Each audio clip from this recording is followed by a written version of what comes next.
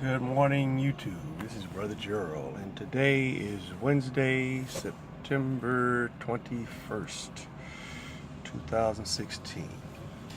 And YouTube Philosopher, today is a video on truth and deception or lies. And the Bible teaches a story going back to Genesis 1, chapter 1, verse 1. In the beginning, God created the heavens and the earth, and the earth was formless and void, and darkness moved upon the face of the waters. The Bible tells a story of creation where in the beginning you have this being, and the only thing that's there at the beginning is God, because it's very clear. In the beginning, God. In the beginning, God. So in the beginning, before anything was created, there was this being named God.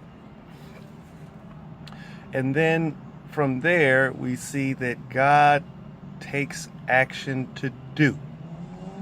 So God took action to do, and in so doing, he creates the heavens and the earth. So the Bible is telling a story where the heavens was the first thing to be created, and what followed after that was the earth. And after that, we see other things being created later. And we see in this creation story the God basically saying, "Let there be light." And it was so. He didn't say, "Let there be stars," or "let the star that's going to give the earth sunlight be produced." He said, "Let there be light." So there might be something different about this light as opposed to the light that we see or understand to be light. So I said all of that to say this, that the modern day scientist has a theory of creation, and they call it the Big Bang. And they're basically saying that the first thing that was created was this explosion, and by this explosion being created, everything else flowed out of that creation, to where you have galaxies, then you have the suns, and then you have the orbiting planets arising out of this chain of development. So we're seeing that science is telling a story, but it doesn't really have too much to support its story when we carefully start analyzing some of the problems that the scientist is willing to admit about this theory called the Big Bang.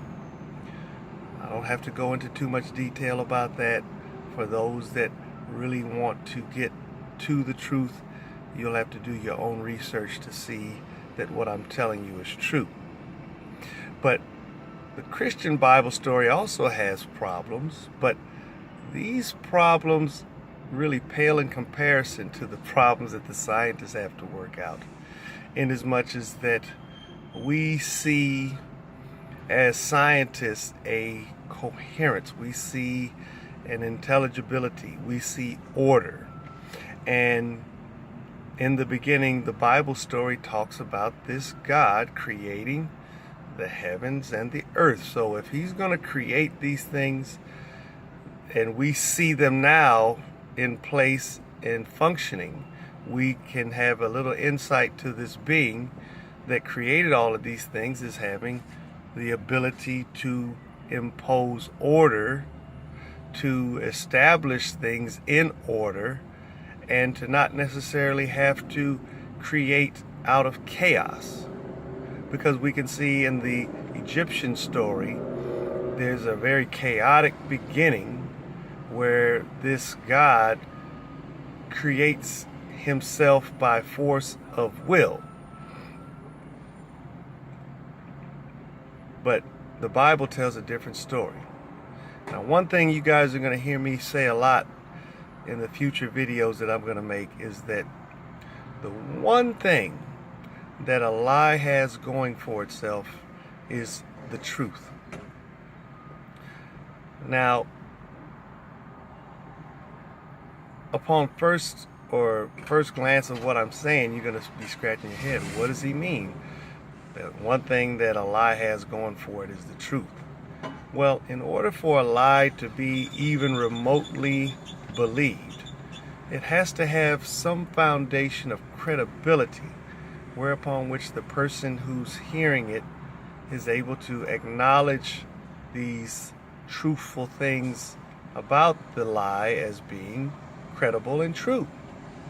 But it's after really looking at it carefully that one can see the departure from the truthfulness of the realistic statements.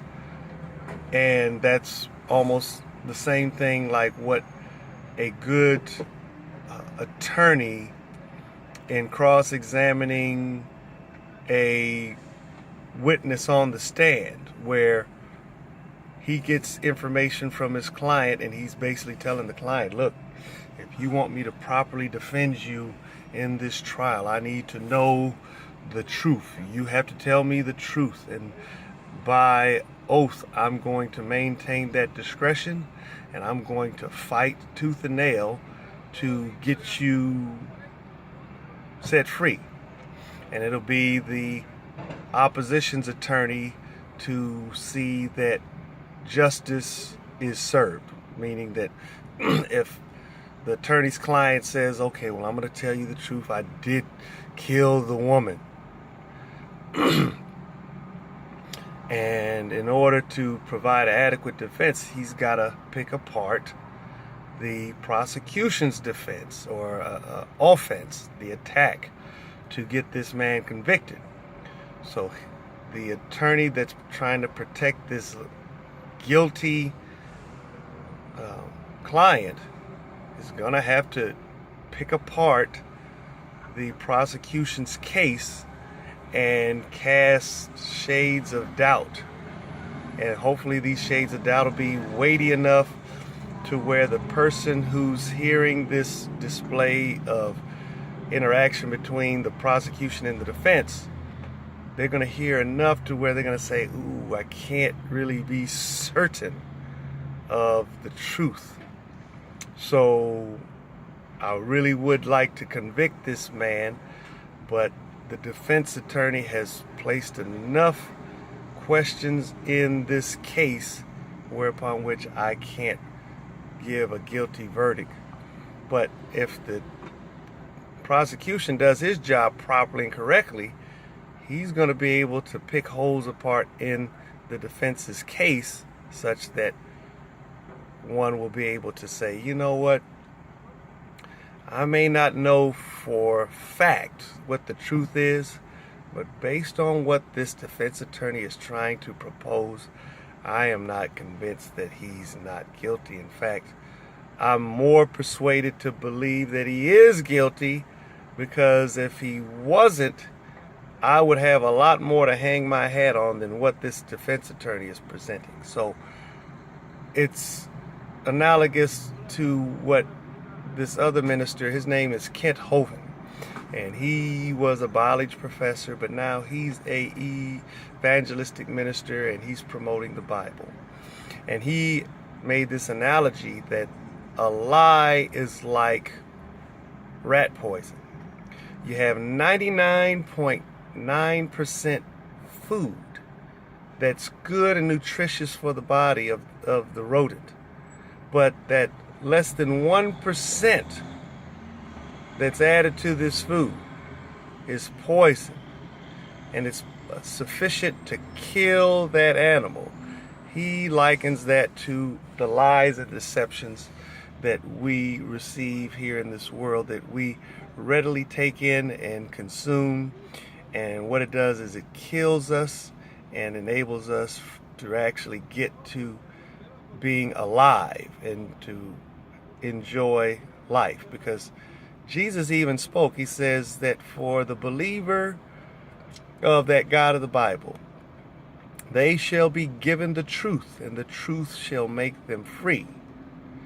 So he's already presupposing that most of the people on this earth have been fed lies and therefore they are dead. They are in bondage.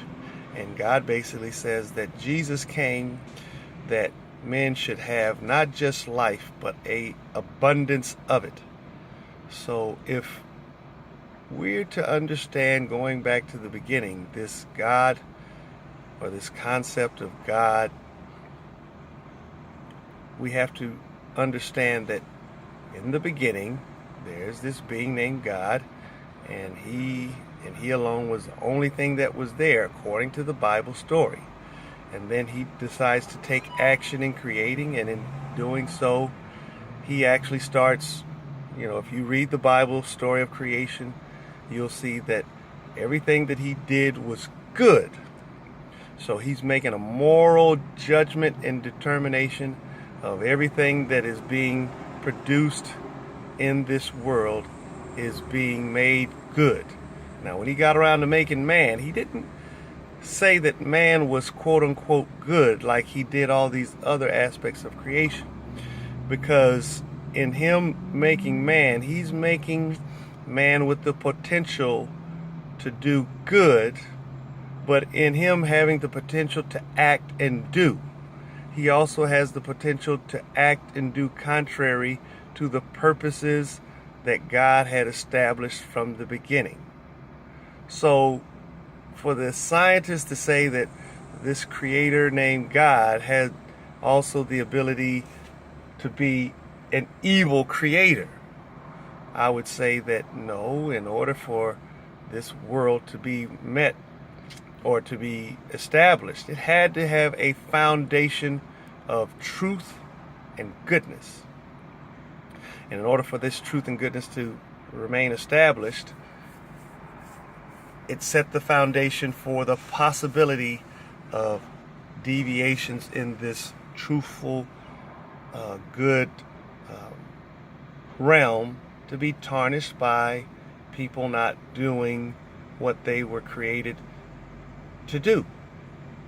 So with that, I hope that we can get to a consistent understanding of this reality, to know that one, its foundation is based on truth, and the foundation is also good, because Eastern religions will talk about this dual dichotomy that you have light and you have darkness. But according to the Bible story, the first principle that was established was darkness.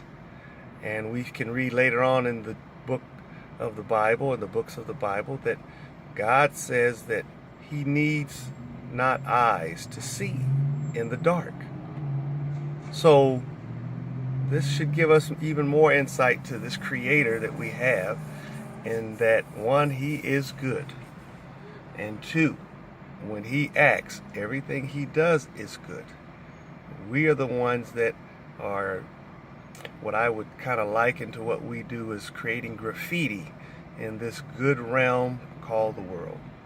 So with that, I really hope that in my morning musing of the creation story and this first cause God creating the heavens and the earth, that we can truly see and recognize that in the beginning there was this being, and he was the only one around, named God. And from there he created, and his actions were good. And in order for anything else to exist, he has to be the foundation. So with that, I depart. Peace to you all.